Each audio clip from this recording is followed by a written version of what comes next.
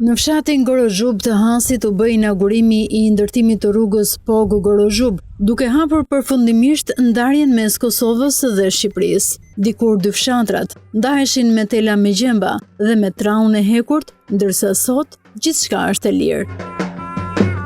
Në këtë ceremoni mori pjesë edhe kryeministri në detyrë I Kosovës Albin Kurti dhe ambasadori I Shqipërisë në Prishtinë, Petrit Malaj. Me një investim prej ofër 1 milion euro e me gjatësi prej 3.7 km.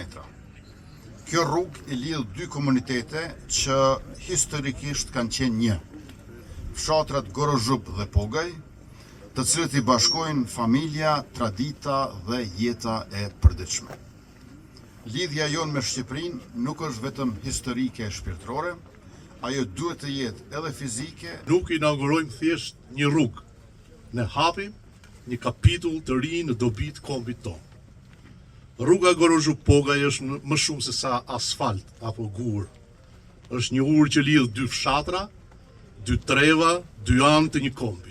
Ky kufi për dekada përfaqësoi ndarjen mes Shqipërisë komuniste dhe Jugosllavisë, e më vonë nën regjimin serb të Miloševićit u bë simboli I represionit ndaj shqiptarëve të Kosovës. Në vitet 1998-1999, kjo zonë u godit nga bombardimet në banesat e civilëve në të dy anët e kufirit nga forcat serbe. Shumë të rinj ranë dëshmor në ato anë. Rruga Pogaj-Gorozhub pritet të rrisë zhvillimin e zonës së Hasit, duke krijuar një lidhje të re jetike mes shqiptarëve në të dy anët e kufirit.